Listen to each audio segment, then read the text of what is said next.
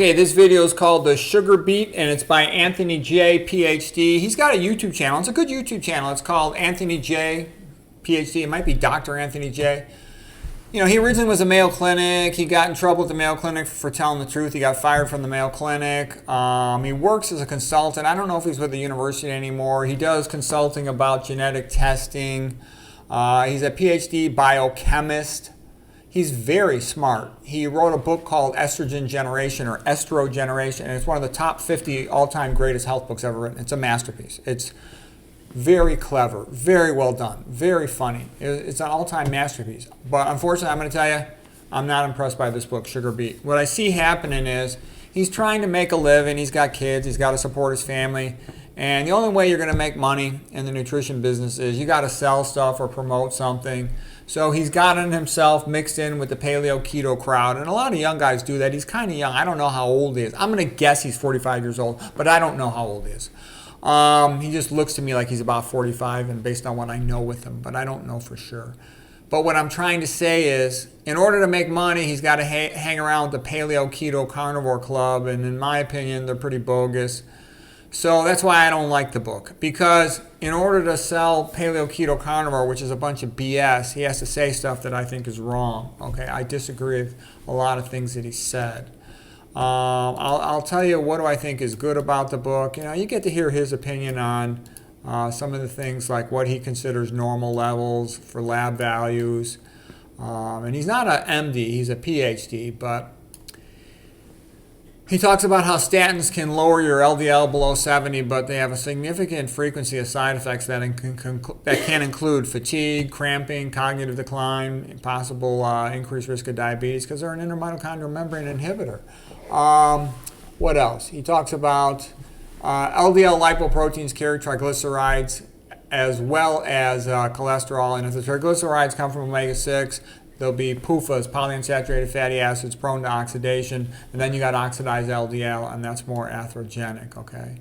So he's very much against omega-6 cooking oils, okay? He's also very much against eating simple sugars, sweets, especially if they come from high fructose corn syrup. And the reason I'm a little bit smiling is because there's a pattern here. This guy's big into promoting meat, paleo keto carnivore, meat promoter. The meat promoters always say simple sugars are bad and omega-6s are bad. Just like Chris Knob, the ophthalmologist who promotes meat, says, you know, omega-6 are the devil, all right? But then here's what's funny. The plant-eating high-fat phonies will tell you omega-6s are okay. Which I think is funny. I think that's BS. I agree with Anthony J on this one. I think omega-6s are terrible, but it's just funny because you know what they're going to say in order to promote their products, okay? He recommends a normal fasting blood sugar, not just the normal, like official normal, less than 100, but ideal normal being less than 85. And in his opinion, ideal fasting triglycerides are also less than 85 milligrams per deciliter. He believes that normal fasting insulin, even though they'll say less than 25, he said it should be less than 6. He also talked about the HOMA, homeostatic model assessment of insulin resistance, and he felt that should be less than or equal to 1. Normal hemoglobin A1C is usually considered like less than 5.5, but he says ideally you'd want it less than 5.2. He talked about hemoglobin A1C being a measure of glycation and how when it happens, you not only get glycation of hemoglobin, for that hemoglobin A1C in red blood cells, but you also get glycation of arterial walls, of the collagen, so it'll damage collagen. It can also damage collagen in the spine, and that gets into my theory of ischemic and biochemical mechanisms of spinal degeneration, the back pain theory of Peter Rogers, MD. It also relates to my theory of brain degeneration. When you get advanced glycation end products damaging the arterial wall, causing it to become thickened, you're going to decrease oxygen delivery to the tissue, so you're going to induce a component of hypoxia that's bad for your brain cells. Not good. He talks about advanced glycation end products. When they damage the collagen, also they get into the extracellular matrix, they can bind to cellular receptors. They're called RAGE receptors, receptor for advanced glycation end products. And those have a tendency to then stimulate nuclear factor kappa B and cause a cascade of inflammatory reactions that are all harmful to your arteries and predispose to more atherosclerosis.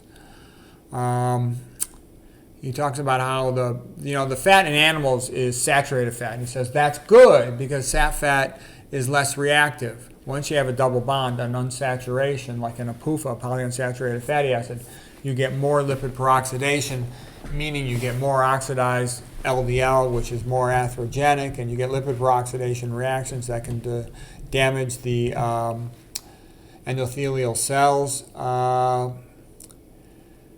What else did he talk about? He says that in his opinion, eating simple sugars is more of a problem, especially high fructose corn syrup, for causing elevated blood triglycerides than is an excess of dietary fat intake. He also talked about the harmful effects of psychological stress and sleep deprivation, because cortisol, when it's elevated in your blood, it elevates blood glucose, blood lipids, blood pressure. It has a mineralocorticoid effect, causing increased sodium retention and volume expansion, leading to more high blood pressure. It causes insulin resistance. It'll degrade the glycocalyx to some extent. It'll lower testosterone and libido. Okay, when a guy's stressed out, he's less in the mood for making the two-back beast. Okay, estrogen lowers hormone availability. That was interesting too. That it'll bind to the thyroid binding globulin. That's the protein in the blood that binds thyroid hormone. So the point of all that is, women, because of their estrogen, they'll have more thyroid binding globulin, and they're going to have less thyroid hormone availability. And that's part of the reason why women have 10 times more hypothyroidism than men do.